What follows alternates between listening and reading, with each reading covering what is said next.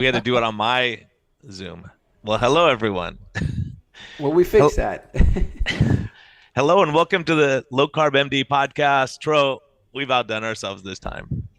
I'm happy today. Yeah, I'm happy to be here. I've had the pleasure of interacting with our. Oh my God, the train's in the background.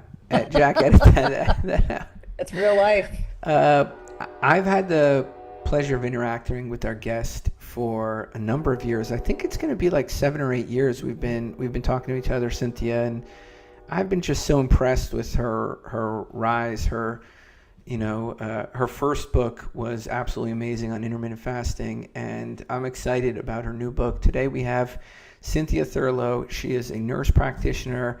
Her story of exiting the system is, I think, inspirational to many people out there, similar to our own journeys, Brian. And I'm just excited for her new book. I think it's something, Brian, you've been talking about, so kudos to you for bringing it up. And I know it's something that Cynthia Thurlow is passionate about and ready to talk about, both the menopause and the gut. And I forgot the book in between, because you had there's three. This is the third book, right? If I'm Well, this is mistaken. like, I would say this is two published books, and then, in between were some, just kind of self-published books that, kind of iterating on things that were important to me at that time. But Don't this new discount book. it. You're. I think at this point I've seen you lecture nationally. You've got an amazing community. Gosh, my wife follows you and loves your content. So that's a plug. We're happy to have you here. Oh, thanks, guys. I feel like I'm home with my people. I think that we're all people that lead with integrity and lead with their hearts, and ultimately we're impacting lives however that happens. I feel so grateful that the intermittent fasting world brought me to both of you, and we're all doing great work, so thanks for having me. Yeah, thanks for joining us. And your new book, The Menopausal Gut, it's so important. It's such a when I saw that you're talking about this, I was like, you got to be kidding me. I saw you on social media doing that. And like it was just like it's such a topic that Tro and I have debated it, argued about it. People go, well, there's no data on that. I'm like, have you not looked? There's a ton of data. But the argument comes back like, hey, we don't know what to do about it anyway, so why worry about it? That's kind of the argument that I get from a lot of people, that are smart people, but they go, look, it's too yucky to talk about. Yeah, well, I hear all the time it's not tangible, therefore it's not important. And I remind people just because you can't see it doesn't mean it's not important. And I think the true irony is, life imitates art. I had a healthcare hiccup in 2018 into 2019. And when I started thinking about, what brought me to getting so sick and then looking at lots of diagnostic testing for female patients, I was like, oh my gosh, there's so much here. And we're so focused, importantly, on cardiovascular disease and bone health and, neurocognitive health. And yet there's a really important, probably undervalued and underappreciated part of our bodies that shifts dynamically relevant to hormonal fluctuations, neurotransmitters, other inputs. Like all of us talk about lifestyle as medicine, chronic antibiotic use. I mean, the microbiome tries to kind of stay, in a place where it's, heterogeneous or as helpful as it can be. But I think our modern day lifestyles are making it harder for our bodies to remain metabolically healthy. And, I feel grateful to be able to have a platform to be able to talk to this because I think, and I would say this to anyone, yeah, there's something called the microgenderome, and it really speaks to how our hormones influence the health of the microbiome. And, looking at the data, looking at the research, it's really quite extraordinary that we're all standing upright, to be honest with you. The more that I understand, the more I really feel like all these 40 trillion bacteria, viruses, fungi, and protozoa really interface with every organ system and cell in the body. Let's You go know, into it. Like we're talking about 100 trillion cells. So people listening, to put it in perspective, I think our national debt is like 37 Mhm. trillion, and we're all screaming. And there's like over 100 trillion cells is three times the national debt is in your gut. And these Yeah. guys all play a role. So we can debate, and Cynthia, I'd love to hear your take on it because William Davis, I love him. Everything he does. Mhm. I like what he's talking about because he's in the same.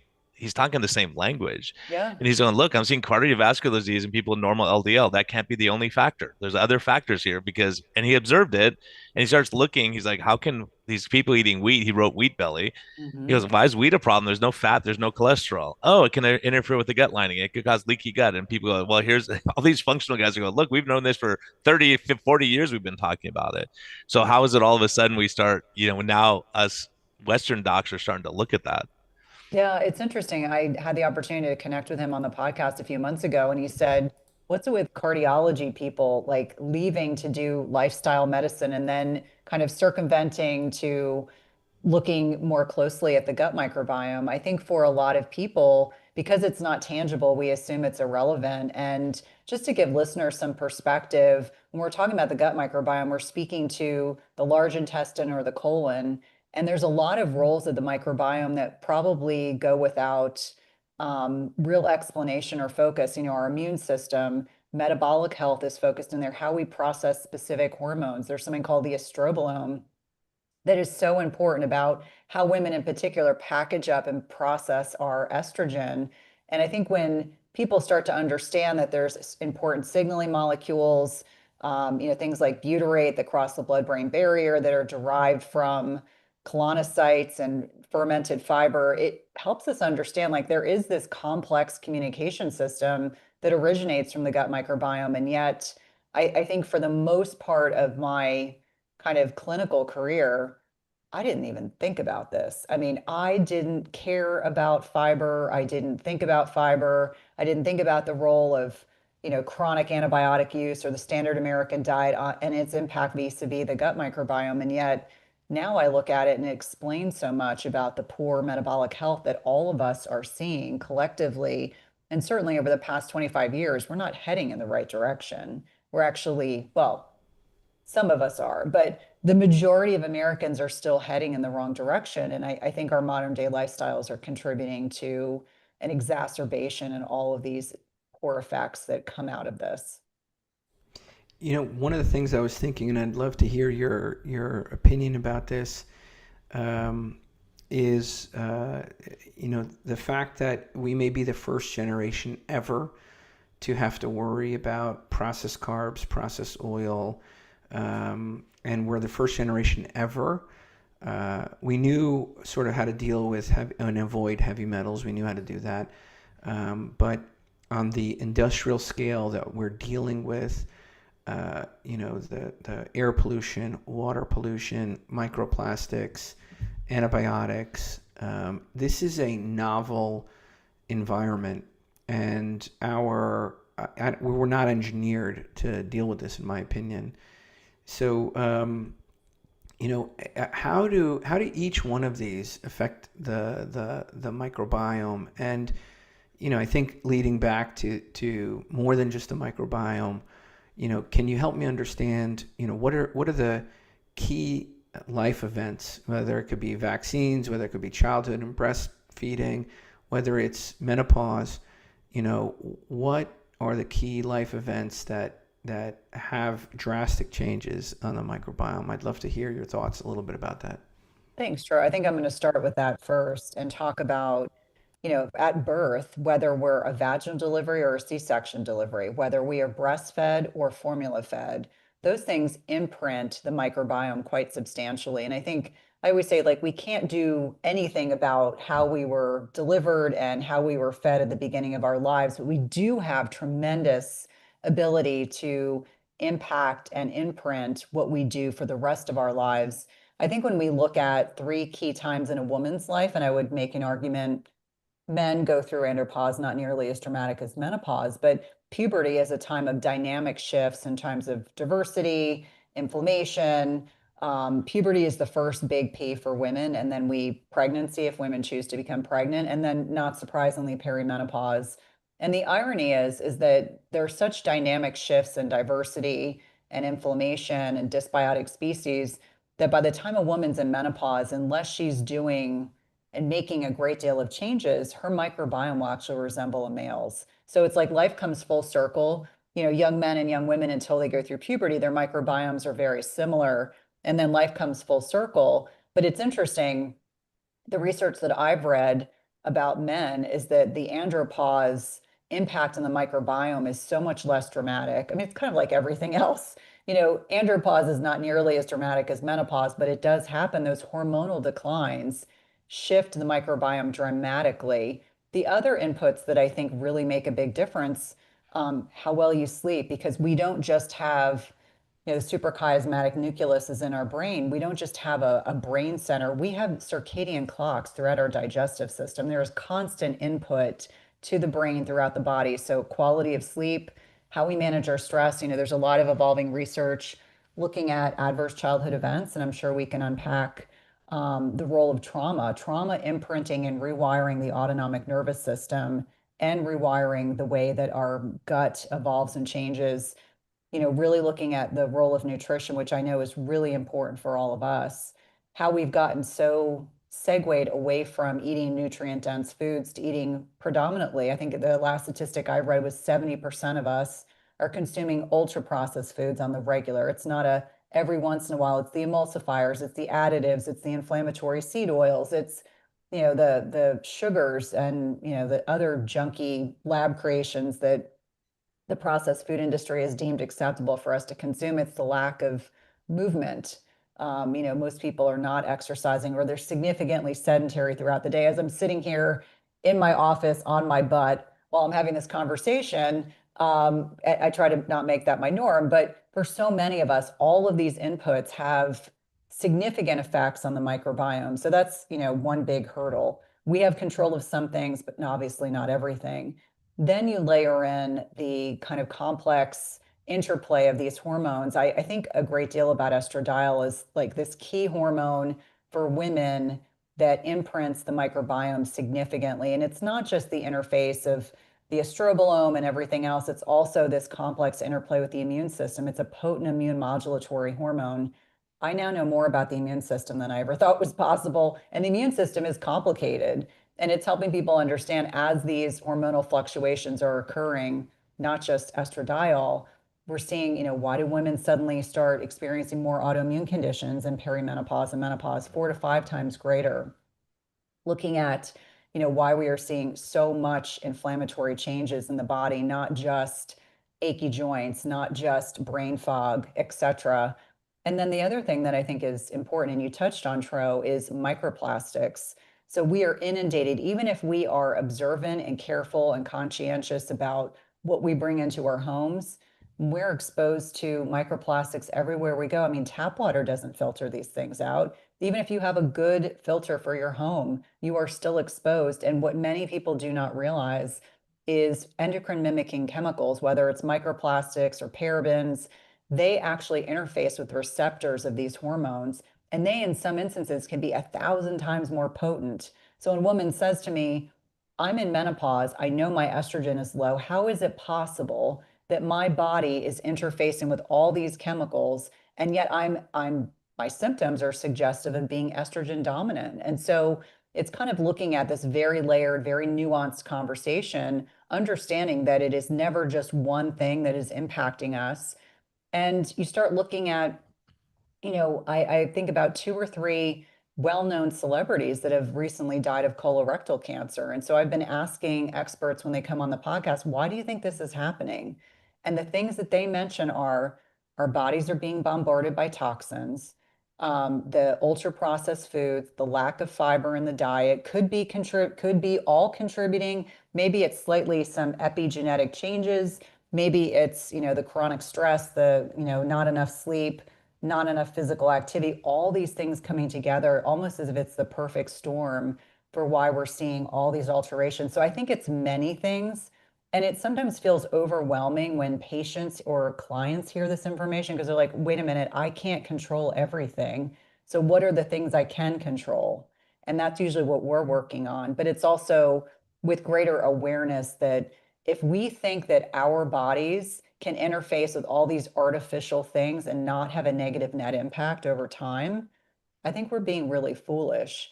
And I appreciate that, at least in this group of us together, that we can have these conversations because traditional allopathic medicine still thinks it's bunk, that it's irrelevant in some instances, that some of these artificial fake foods and, you know, parabens, phthalates, all these chemicals we get exposed to, they can't possibly have long-term detrimental effects. So I think it's many, many things that are interfacing with our bodies and our microbiome. And our bodies aren't designed to be able to, weather this degree of exposure over time without some ill effects. Yeah, and the interplay, people don't think about the interplay between, for instance, low progesterone lowers your butyrate levels, which is protecting your gut. And Yep. so people in ketogenic, I mean, that may actually, when you have more butyrate, raises progesterone levels. So they kind of play off each other. So you go, okay, you go through menopause, why does your cardiac risk go up suddenly, right? You get more visceral fat, the way you're storing your fat, you lose the effects of estrogen, progesterone, and now you get more, instead of having fat hip and breasts, it's going to your gut. And so you go, oh, your inflammatory markers are going up, your visceral fat's going up, your LDL's going up, everything's getting screwed up. But no one seems to make this connection. That's why I was so happy with you talking to William Davis too. He and I go, what are the long, like when you go, I asked him in 22, I said, what's the long-term problem with carnivore diet? He goes, acromancy, I think is going to be a problem. He goes, I don't have data, but now I have data showing them, look, what you said was true 3 years ago. Yeah. And so when you start seeing that, you go, gosh, because like when you said fiber, like that's the F word. Well, That's the F word in low carb. Like carnivore diet, you go, I'm pooping fine. I don't need fiber. Well, your yep. gut microbiome does. It Well, just does. but here's the thing, like I'll give you an example, just a personal example. So I have a bad family history of colorectal cancer. So I've been screened for colonoscopies since my 30s. And had one in 2020 and one in 2025. New provider, had my old records, did my colonoscopy, and he said, I just looked at your old results and I want to talk to you. What have you done differently? And I said, I drastically increased my fiber intake. He said, every bit of minor inflammation, and it was minor, internal hemorrhoids, all these things, all gone. He's like, clearly, what you're doing is working. And you're right. I have been on podcasts where I've been told, do not bring up the word fiber, and it is the new F word. And I think even in the carnivore community, I've reminded them like we're not designed to have elimination diets forever. Like I think carnivore can be very therapeutic. When someone, I was in the hospital, I had 6 weeks of antibiotics, my gut was a disaster. I did really well with carnivore for about 9 months until I was really craving vegetables, to be totally transparent.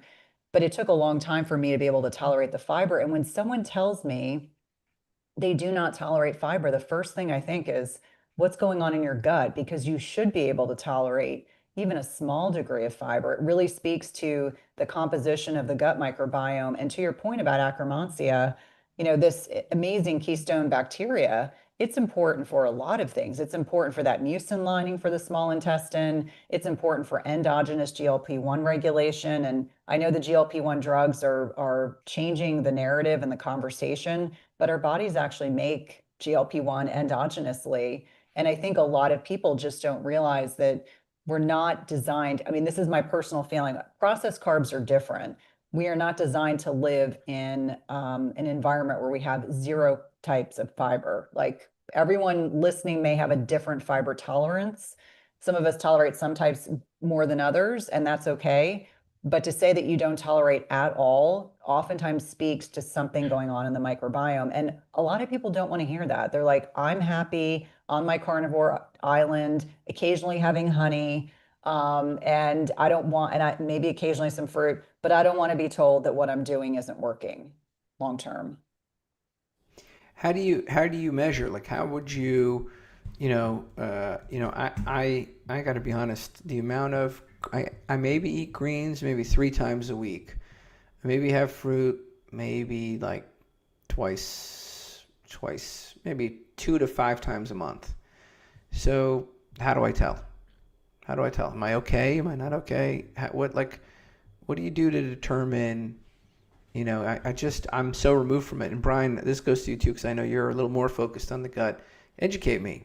Well, how do I tell if I'm off or not, or what? I mean, there's no calprotectin in my stool.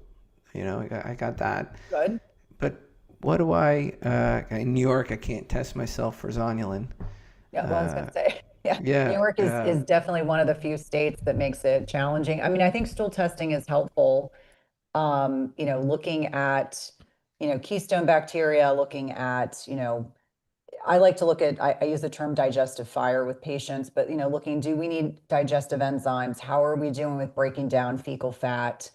We know estrogen plays a role with bile. So why are women suddenly dealing with, being fat malabsorbed, and why are they struggling with fat? I mean, I'm the one that has the conversation with a patient to say, when you poop, and then when you turn around and look at your stool, what does it look like? And they're like, I don't ever look at my poop. And I'm like, well, if it floats along the surface of the toilet, I'm sorry, I'm a nurse. We talk about these things. If it floats around the surface of the toilet where it looks greasy, it could be a sign that you're not breaking down your fat. So, how many patients are being told, like, you need this high fat diet and they're just not absorbing? So, I think looking at stool testing, I think looking at fatty acid testing, objectively, that's what I found to be helpful.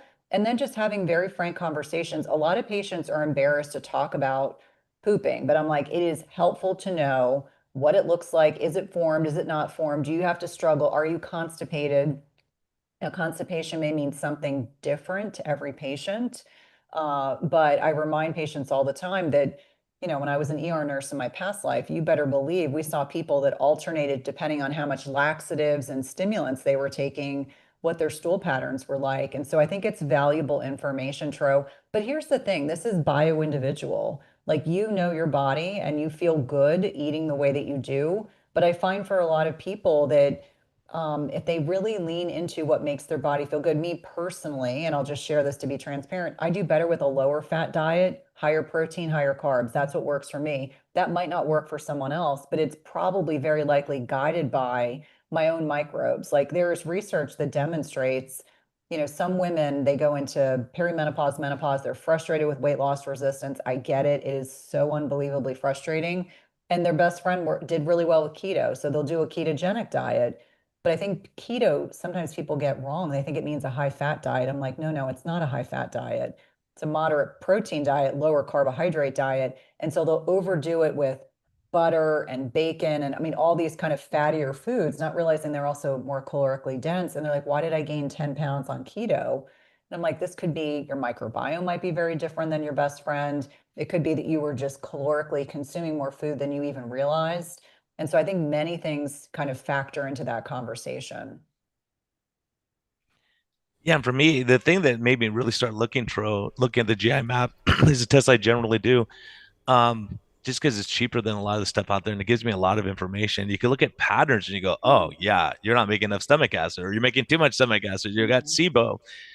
You have a parasite, which I never see on that test for some reason. But I pick it up with other things. But there's so many factors involved. So the thing that really like got me concerned because I would because of my practice, I take care of a lot of carnivores, right? So I think it's the combination of being type A and carnivore that's a tough one because most people are carnivore, but you go, you never eat anything. Well, I eat guacamole, I eat this, and so they're adding some things in, and those people do better. And so Mhm. I've had some super type A people come and they go, I've been carnivore for 5 years, and they have C. diff colitis. C. diff colitis with minimal antibiotic use. Why? Because your gut microbiome was so narrow. And Mhm. that's when I got concerned because I go, okay, what's Parkinson's? Narrow gut microbiome. What's dementia? Narrow gut microbiome. All these bad things have a narrow gut microbiome. So do I want to purposely have a narrow gut microbiome?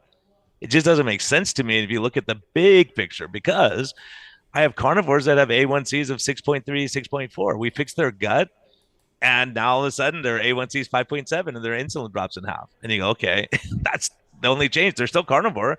They just added a little fiber, scoop here and there or whatever.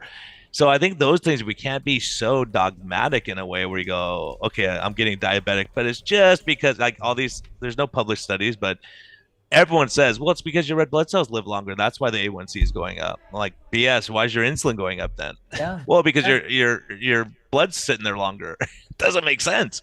No, I think you bring up such a good point, and this is why I think rigid dogmatism becomes problematic. People will hold on to something that has worked for them, even if it's no longer working for them. And I use intermittent fasting as another like great example of this, that I have a lot of women in menopause that I have them stop fasting. I'm like 12 hours of digestive rest. Yeah, there's a time in your day that you should not be eating. But sometimes, doing what is going to drive more cortisol, more stress response is sometimes not the way to go about doing it. And I would say that when people are so rigidly dogmatic about nutrition, not open to the possibility that they may need to adjust and kind of take a step back. Like if I ate as much protein as Gabrielle Lyon told me to eat, I probably wouldn't be doing as well as I am right now. I think we need to listen to our bodies if we're capable of that. And that's why, Brian, when you mentioned that one of your carnivore patients ate guacamole, I'm like, that's great. He's listening to his body. Clearly, his body needed probably some monounsaturated fat, probably needed, the carbohydrates. Like, I just start to think about why we sometimes discourage our patients from intuitively following like what their body is trying to tell them. And I recognize, that may vary based on the patient, but I think it's a really important and relevant discussion that we are allowed to change our minds. We are allowed to say this worked for this period of my life, and now I pivot a little bit and I try something different, and that works really well. But I think all of us will acknowledge that a nutrient dense whole foods diet is what we're advocating for. That might look a little different for everyone. Like I will be fully transparent and tell you that when I start explaining to women why fiber is so important as short chain fatty acid production is declining in the absence of those hormones, and I tell them all the things that short chain fatty acids do in their body, they're like, "Oh my gosh, this makes so much sense." I was like, "I'm not saying to go from 10 grams of fiber to 40. You're probably going to be incredibly unhappy with me. It takes your microbiome a bit of time to adjust, but some is better than none in the absence of understanding that over time, fiber can be really important as we're getting older for sure. We're missing a lot of those keystone Bacteria. microbiome that makes the short chain fatty acids. So if they're super low, it affects brain function, affects hunger signals, GLP-1s, mucus layer of the colon. So that's why I was fasting. Actually, I was just making yogurt and I was Hmm. looking at inulin and they go, look at all the studies on inulin. I'm like, this is crazy. They took menopausal women and all they did was add inulin to their diet and they lost weight and their sugars got better. You're like, they lost weight by taking more calories. They didn't change their diet or exercise. Yep. And And they kept it static. You go, why? It's not the calories in, calories out. It's not the insulin model necessarily. It's more saying, oh, you get more satiety. You're not as hungry all the time. Maybe and that's better that's for you than being starving all yeah. the time. Well, I have people on carnivore diet and it shocks me because I go, you shouldn't be hungry. I go, oh, I could eat. Oh, Tro can say that. I can eat 12 steaks, sit there and eat 12 steaks. Like, that's not normal. What happens if you add some inulin and see what if that tampers that a little bit, possibly, well, you know? I read that study. I was actually talking about it on Wednesday to a group of clinicians, and I was saying, here's the N of one beauty of that. Do you know how many people I know don't tolerate inulin or tolerate teeny tiny or PHDG, partially hydrogenated guar gum, teeny tiny doses? If I like Lily's dark chocolate, I'm going to use this example. Like if I'm going to have like a treat, if I eat a bite or two, oh my God, the inulin blows my gut up. I don't tolerate inulin very well, but it could very well be because I eat so much other fiber. It might not work, but most women, when they're doing diet recalls, they're not eating enough protein and they're not eating anywhere near a decent amount of fiber at all. And I think it's because we've widgeted ourselves into whatever nutritional dogma we believed in 5 years ago. And many of us have struggled to pivot. Like I said, I've been on some podcasts where I've been forbidden to talk about fiber, which makes it hard when they ask, like, what are the changes that are actually happening to the gut microbiome with perimenopause and menopause? I'm like, well, your short chain fatty acid production goes down. And they're like, well, how do we fix it? Well, there's the word you asked me not to say, but actually, what would be most effective is probably a bit of HRT and a bit of fiber. And so we get back to that conundrum constantly. Well, it's funny that we're Yeah. talking about this because I was on the low carb cruise and I knew what I was talking about, the gut microbiome. Mhm. And like I'm listening, they have a panel of experts. Every expert's like, you don't need fiber, you don't need fiber, you don't need fiber. I poop fine. I haven't had fiber in 5 years. I poop fine. Well, it's not about how you're pooping. And they go, well, if you put and the argument they're using is, well, if you put more stuff in the pipe, it's going to clog the pipe and you're going to be more constipated. Well, have you ever been on a water slide? Like if you have no water in the slide, it's not going to slide very well. So your short chain fatty acids are making that mucus layer. If you're missing the mucus layer of your colon, I think it's all going to come back to that. If Yep. you don't have these organisms doing what they're supposed to do, and you try to take pills to replace it, your gut microbiome is going to do it. Like you have to eat a ton of butter to see what your lactobacillus can do and your Akkermansia can do to make these mucus layer of your colon. Plus, they detox uric acid and all these histamines and all these other things that we're struggling with. And you go, maybe we should just feed those guys so they don't torture us. Yeah.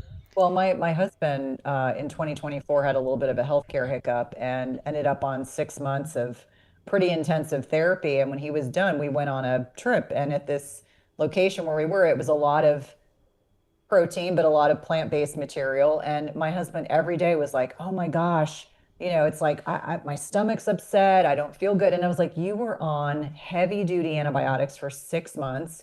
You've decimated your gut microbiome. It doesn't know what to do with all this fiber." It became a running joke between the two of us. I was like, "I'm eating all this stuff just fine." I said, "But we need to do things to kind of bolster you back up." I think the statistic I read was one round of antibiotics can disrupt the microbiome for 18 to 24 months. One. So think about months and months and months. And sometimes it's appropriate. In his case, he had tuberculosis. He didn't have a choice. Yeah.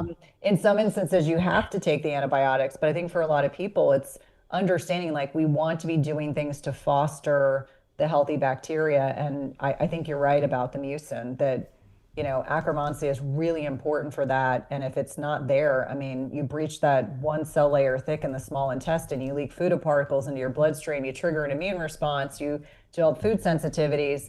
When people literally give me a list of 5 things they can eat, I'm automatically thinking, oh my gosh, what's going on in your microbiome? That's not supposed to be that way. Our body is not meant to avoid every single potential inflammatory food. It's just you've gotten yourself widgeted, whether it's SIBO doesn't occur in a vacuum, SIFO doesn't occur in a vacuum.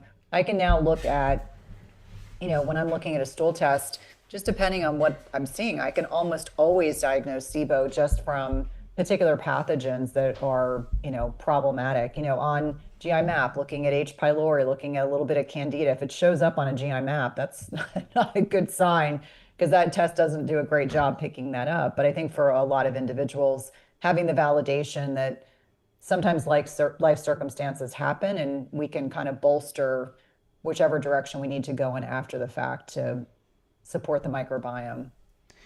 I'd love to discuss a case that I saw with you two, and maybe play a little diagnostic game, and it's about the gut microbiome. And Brian, you're gonna love this, and I don't know how long I'll hear "I told you so" after I say this case, but I had a case of a patient actually who had a pretty good diet, healthy quote unquote diet, and was found to have fatty liver.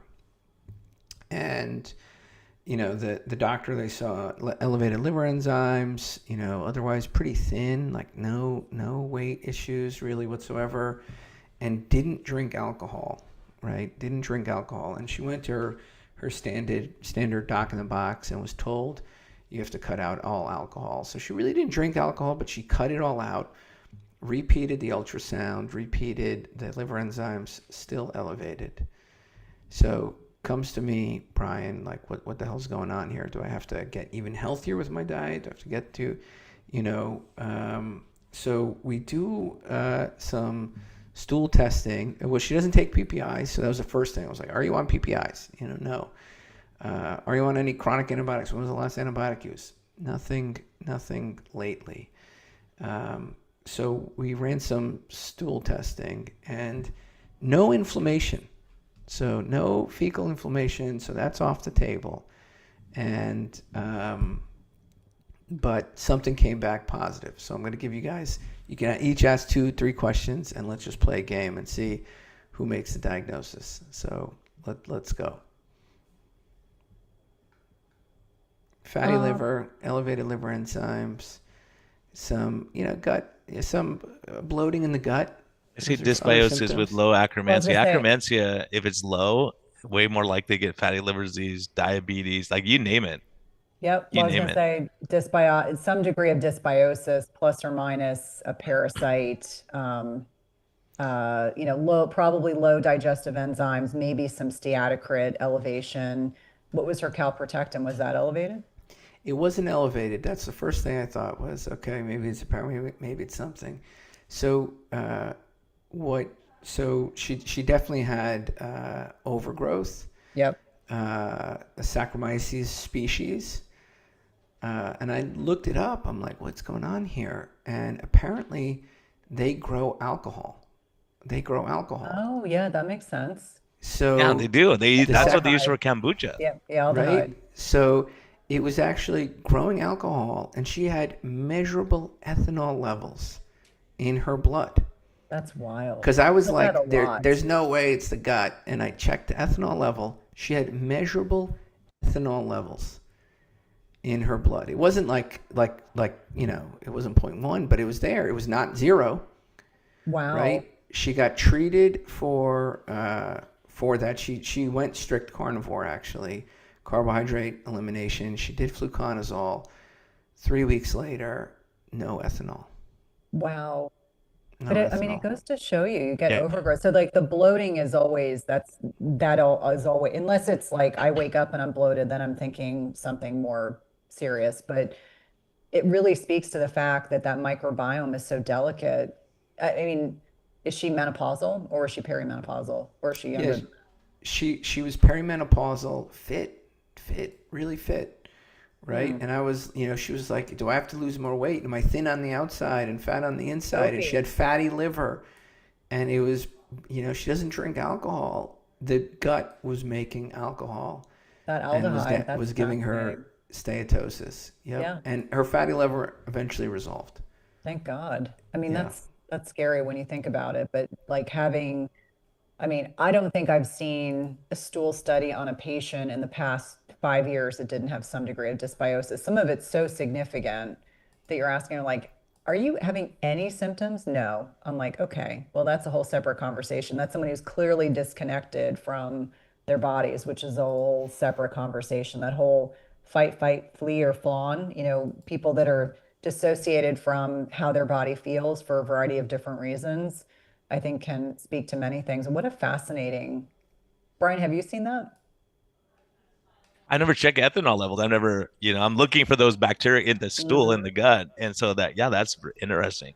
The That Well, fatty I is, saw the liver. species, looked it up, Brian. So It makes you wonder, makes Tro, because that ethanol. study That is still like makes my brain hurt a little bit. That one that they went on a high fat ketogenic diet and their fatty liver got better than on a low fat ketogenic diet.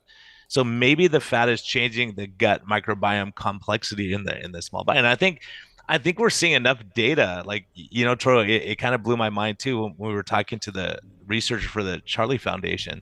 And she goes, they do 2 years of a ketogenic diet, their seizures go away, they liberalize their carbs, they're non ketosis, and they don't get seizures. And so the conclusion is it changed the gut microbiome. And there's another study that's coming out, like I happen to have a little privy to, with Verta looking at cancer treatment using a ketogenic diet, and they show dramatic changes in improvements in the gut microbiome on the ketogenic diet, for people going through chemotherapy, and that it was a night and day difference. So, I haven't looked at the whole details of the study, but they go, it changed significantly in a positive way. So, and then in menopause, you look at that, like you're talking, like Cynthia, you're talking about the autoimmune diseases going up. I did a little informal poll on Twitter and I said, hey, if you're a functional medicine person, have you ever diagnosed someone with autoimmune disease that has a normal gut? And everyone's like, 41 years, never seen it. 16 years, 12 years, 9 years, never seen it. But it may be because all of us all have screwed up guts, but to what extent? yeah. Yeah. Well, I mean, it's interesting. So in 2019, I had 6 weeks of antibiotics and antifungals, and the statistics aren't great when you start to realize the net impact on the gut. But you know, not soon afterwards, another autoimmune thing picks up. I've had a couple, but all of them are quiescent. But I think it really speaks to the fact that autoimmunity is not destiny, meaning I think people can put things into remission with, lifestyle changes, but it has to be like a multi-pronged effect. It's not just 5 minutes of meditation. Like they actually have to put in the work if their autonomic nervous system is wired a certain way or they've had multiple rounds of antibiotics. I think most people in our generation got multiple rounds of antibiotics and didn't even realize like all the times my kids got antibiotics for ear infections, and I didn't know any better back then. Now they're older. Yeah, I mean it's in the water supply. I mean if you go even further down, it's Well, the animals we're eating have antibiotics. Like they like a majority of the antibiotics are used on animals, right? Yep. To keep them healthy. Or how about that Or make Skittles them truck? gain weight. Yes. Well, they do that. They give them grains before slaughter, but the whole Skittles truck, which someone interviewed me on a podcast, they didn't believe that was true. And I said, I think a lot of the Midwest conventionally raised farmers are using like what's a cheap way to fatten up animals prior to slaughter, sugar. Like that makes a great deal of sense economically for them, but then we're ingesting the metabolically unhealthy animal, and then it just kind of perpetuates this chain. Yeah, 100%. I just it's I think the beauty of the microbiome, it's an area that it's a like another variable that is very difficult to consider in a multi-pronged approach. Like I gave the example with the fatty liver. I mean, fatty liver could be due to a choline deficiency. It could be due to a vitamin E deficiency. It could not, maybe that's why high fat works. It could be due to high triglycerides, high sugar, and excessive sort of triglyceride production in the liver and steatosis in the liver. And it could be due to like hyperinsulinemia metabolics. It could be due to alcohol Mm-hmm. and ethanol. It could be due to something else making ethanol, which was the case that Fascinating. um, and I think like that's where I've landed at least so far. It's like uh, when you think about things that you can't see but you know are there, right? And it's difficult to measure, right? And it's difficult to isolate. I mean, you could do 3 stool tests and maybe I wouldn't have seen that species, right? Like, um, but it's tough to imagine something where it takes a lot of conceptual thought and maybe medical imagination. And that's, even parasites are like that, right? I mean, how many times do we do an ovum parasite? It comes back negative, and yet we know, it's something is there, and the fat, the stools, clearly has an inflammatory component, and there's something going on, but we can't isolate it. We can't isolate it, or maybe it embedded or seeded, or who knows. And you think about chronic Lyme, it's the same thing, right? Or chronic infections of any kind, right? When I think we all EBV. have enough experience now, we say, you know what, if you're carnivore, you shouldn't have high triglycerides. You really Yeah. shouldn't have high triglycerides and a high insulin level and high A1C. It shouldn't be there. So I would pretty much say 100% of the time I've looked, it was leaky gut Hmm. because Yeah. that's the explanation. You have insulin resistance in the absence of eating sugar. Or So it's not some just about the inflammation, sugar. right? Or some inflammation that has nothing to do with macronutrient distribution, right?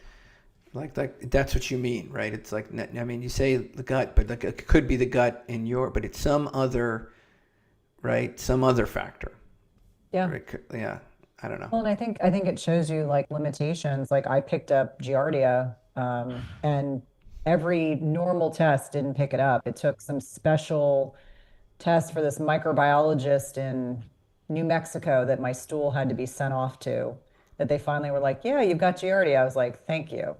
But it goes to show you, to Tro's point, I mean, does it go latent? So then you can't you can't determine what's going on. I mean, I think some of these conventional labs are, I don't know if it's that they're not sensitive enough or they're, it's just so black and white. Like you either have it or you don't, but it's not looking to see the type of organism or what variant you might be experiencing. I think there's definitely limitations to kind of conventional testing. Yeah, it's like what you're saying. There's limitations to test. So if I'm really concerned about parasites, the GI map is not, I have No, not once seen a parasite on GI map, never seen I've it seen a yet. couple. I've seen a few worms, which freaks everybody out. But I Yeah. would, by the time someone has parasites and worms, there's a whole lot of other things going on for sure.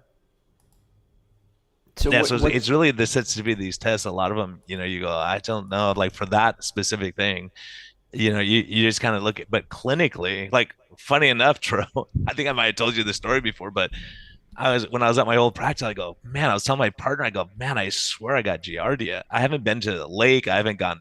out of the country, but I feel like I have giardia. And he's like, well, that's weird. You don't have any exposures, and it's weird. So all of a sudden, my wife calls me. She's like, honey, guess what? I go, what? She goes, your new puppy she was having diarrhea. Yeah, she has giardia. And I was like, oh my gosh, the dog licked me and I got giardia from the dog. Like, you don't think about it.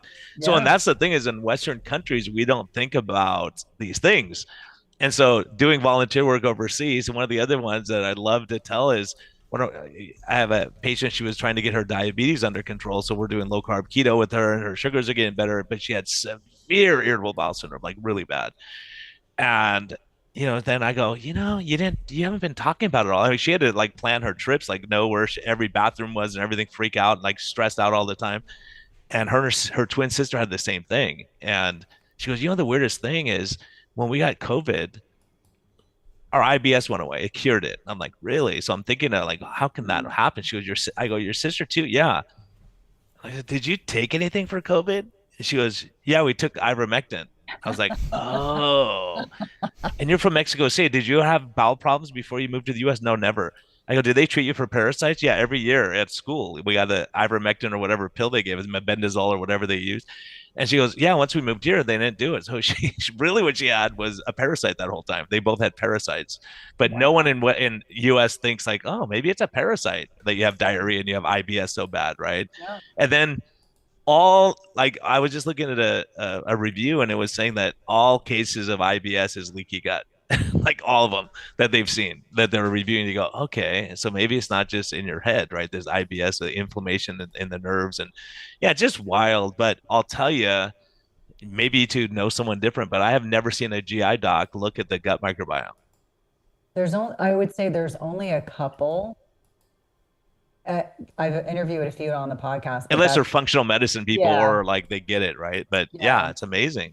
Otherwise, it's, you have IBS. Let's do a low FODMAP diet, and that'll fix everything. And I'm like, maybe not. Well, no, Brian, I don't think it's. I know what you mean.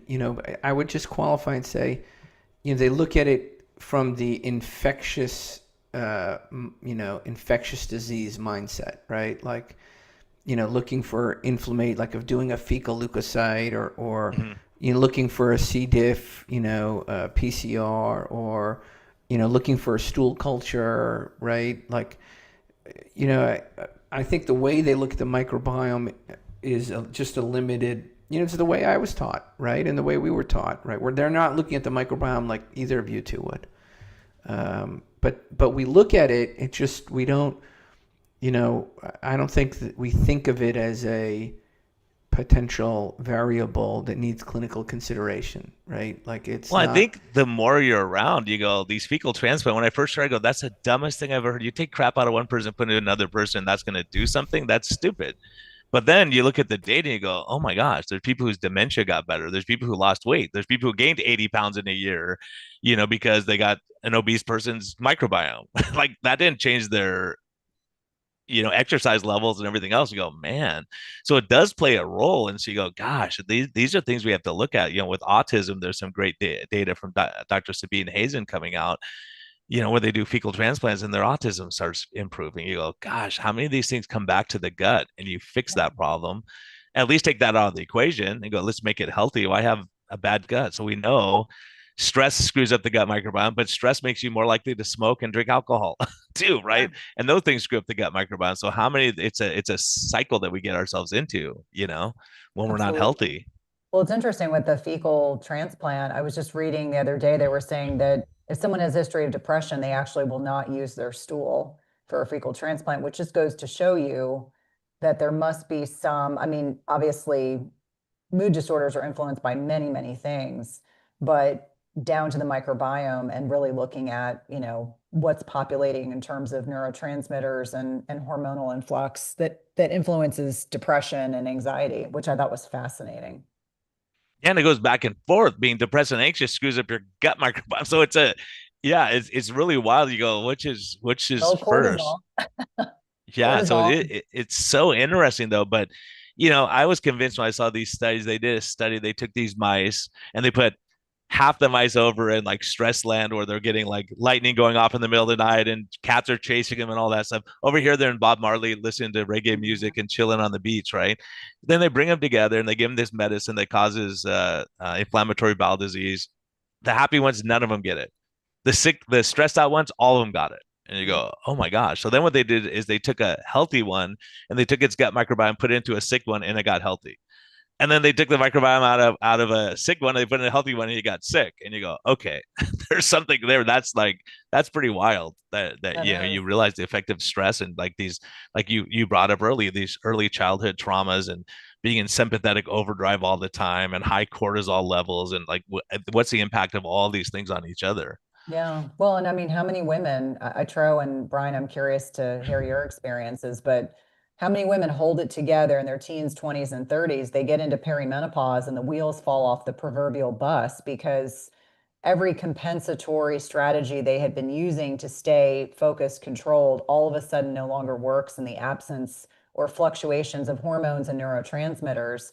I think that perimenopause for a lot of women, the dynamic shifts in that microbiome and how it shows up for them in terms of mental health and the effect of the vagus nerve transmitting information to the brain. I think that it's this kind of great awakening for individuals. Maybe not as, again, dramatic as what men go through, but I think for a lot of women, it further defines like what they want their lives to be like, or not, for that matter.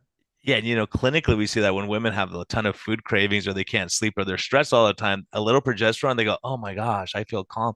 But progesterone also raises butyrate levels. You're like, how much Mhm. is the direct effect of that or just the effect on the gut Yeah, because that's making a butyrate, difference? Like they yeah. impact each other. Yeah, because butyrate crosses the blood-brain barrier. I was trying to explain that to a non-clinician about how the brain is designed to be impermeable, and yet, these signaling molecules are so important. And I was like, and there's one in particular that crosses the blood-brain barrier. And they were like, oh, I'm like, oh yeah, there's a lot to butyrate beyond just eating better.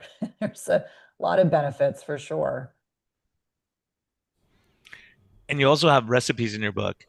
I do. I Do you do. have any favorites? Like, I think some of the fermented foods, because we worked really hard to ensure that we could make that accessible. I think people, when they think fermented foods, they're like, oh, you're just telling me to get sauerkraut. I'm like, well, you can ferment just about anything. But I would say the fermented foods recipes, I think in particular, were helpful because even the woman that I hired, Beth Lipton, who did my first set of recipes, she got really creative. So I think that it'll give people an opportunity to try and why are ferments so important? It's like you're already consuming food that is going to go on to, confer so many benefits to the microbiome itself.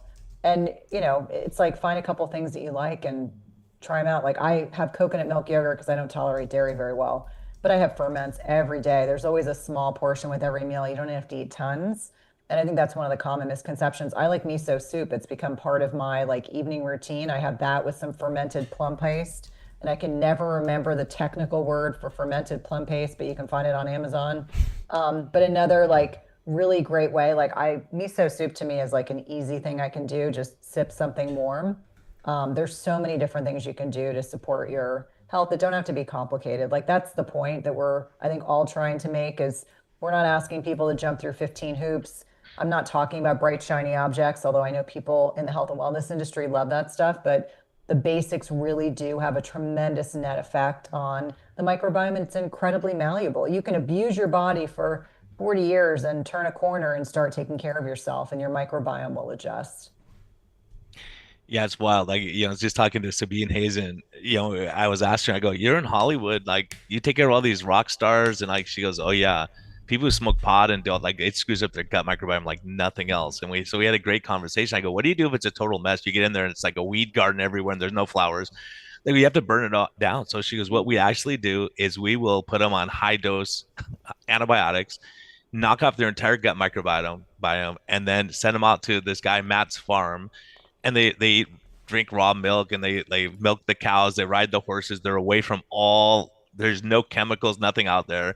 And she goes, they come back and she showed me, look at the gut microbiome. You're like, oh my gosh. That's Like, so they just amazing. restart it, replant it all, or you could do a fecal transplant, obviously. But She goes, yeah, that's how you sometimes you have to do it that way. It's just too much damage and it's hard. But for most of us, you can say, well, let's just, like that's why like William Davis is like what you guys are talking about Mhm. with fermented foods. Like you don't have to keep buying it over and over. You have it there. And some of those species aren't going to implant, but they go through and they modulate what all the other guys are doing, right? And get them to work better and do what they're supposed to do.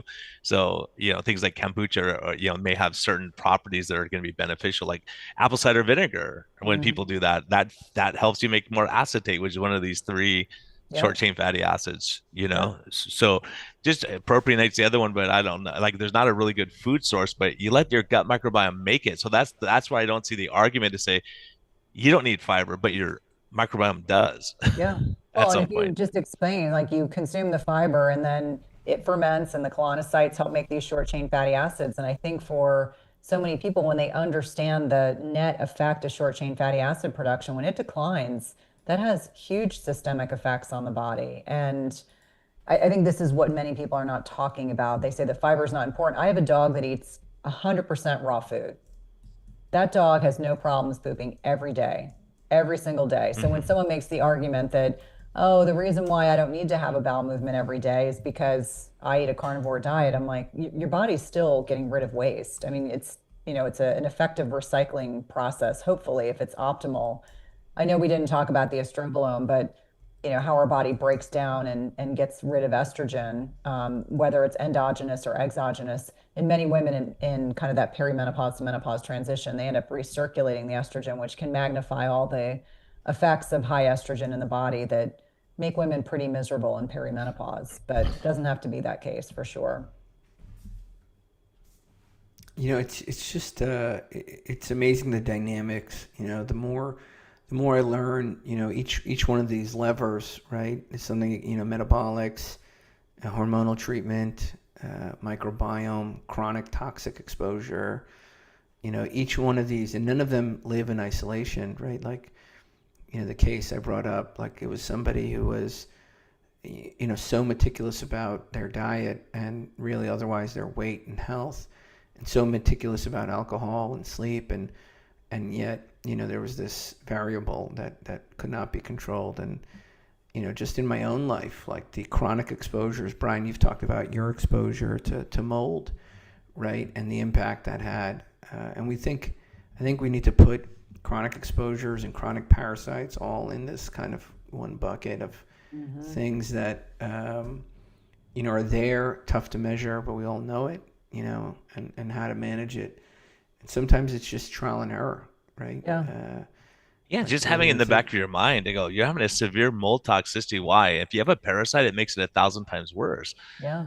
right? Because your immune response and all that. So you go, huh. So sometimes when you experience it, or you see it enough, you go, okay, I know what we can do about it at least, I think you could, I'll use Paul Saladino as an example. He was strict carnivore. He was having health problems, mental health problems. And then he adds in fruits and honey and he gets better and everyone gets mad at him. I'm like, it worked for him. That's like what worked for him. But then, I look and I'm like, how long do I want to live? Like he goes, I put my feet up for 15 minutes, then I go over here in the red light, then I go over here and jump in the cold pool, then I go over here. It's like you're living your whole life to live longer. Yeah. Like enjoy life a little bit. Like I know he goes surfing and does stuff, but he's like wears gloves when he goes to the store so he doesn't get the ink from the. I'm like, I don't go to the store that often, so I don't worry about that kind of stuff. Yeah. But what it's I'm getting at correct. is you can get to a point where you worry so much about everything and every toxicity that you can't live your life anymore because you're so paranoid, and then your stress Yeah. hormones and cortisol are all screwed up because you're so worried about what you might get exposed to. I think you just have to act, right? Like that's the only thing. You just have to act. Like you can't worry about it. Just do Do what something you about it, can. right? Do what Yeah. you can.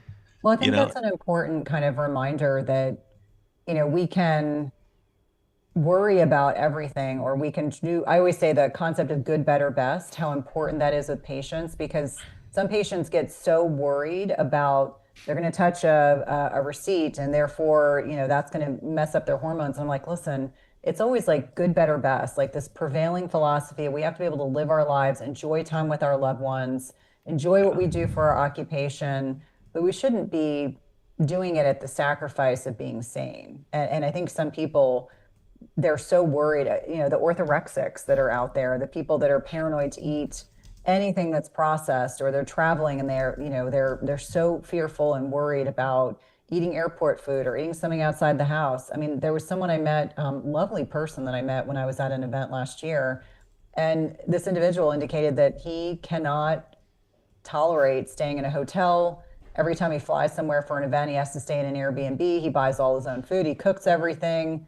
And I kept thinking, I was like, that has to be really hard to not be able to kind of just enjoy the process of you're eating at a restaurant. Like, if I can find a True Food Kitchen when I'm traveling, I think that's great because I can generally get a fairly clean meal. But by the same token, if I end up eating at a nice restaurant and I get exposed to something I wouldn't normally eat, I don't want to not enjoy the time that I'm spending with colleagues or friends or family members at the expense of my mental health. And I think that's really what we're speaking to is we have to, the good, better, best kind of philosophy, like doing the very best with what we can at that exact moment and letting go of the rest.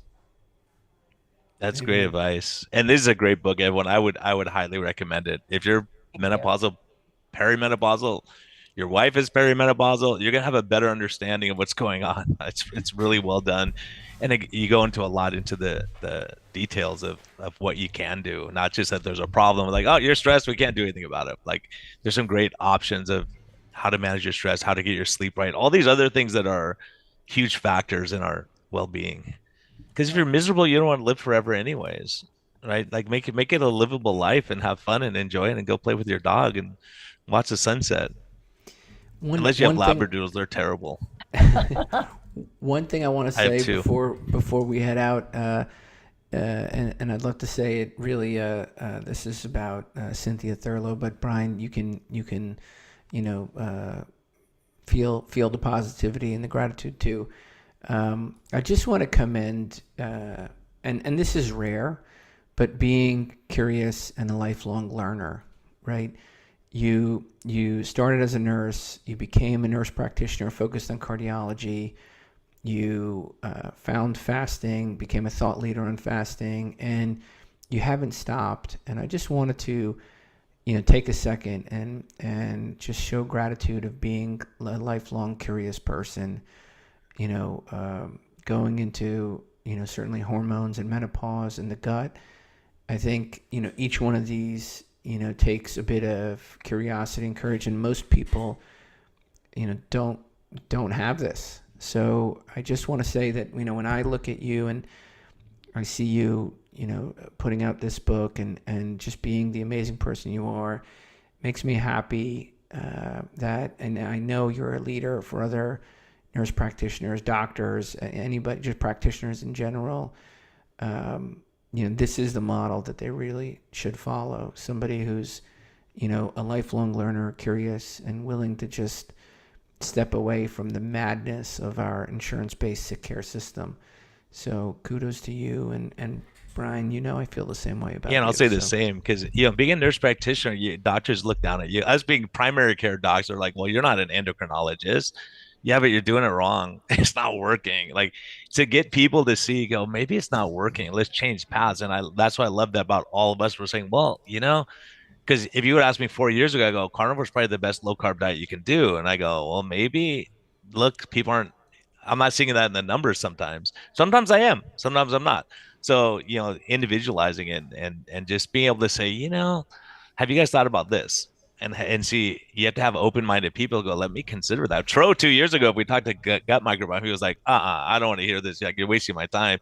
He was annoyed with me because this lady was still talking feel about that way. lentils. And he goes, there's so many carbs in lentils. I go, yeah, but it helps the gut microbiome. And if you fix the gut and trust me, I see it. People fix their gut and they eat more carbs now than they ever have. Mhm. And their A1C is better and their insulin is better. What's our goal? Right. Yeah. Yeah. So, anyways, it's just amazing. Like in 2 years, we may have a totally different conversation and going, you know Yeah. what, that lactobacillus stuff that causes this problem, right? But at least being able to be open minded, say, what do we do to help that person in front of us or ourselves when things aren't working? And Oh. so, Cynthia, yeah, thank you so much. And this is such an important topic. So I'm glad when I heard you were going to do, I'm like, we got to have you on, talk about this. Oh, well, Yeah. thank you, guys. I respect you both so enormously. And, as much as my husband likes to teasingly make fun of me, he's an engineer through and through, undergraduate degree, graduate degree in engineering, works in the energy business, but he always says you're a bigger nerd at heart than I am.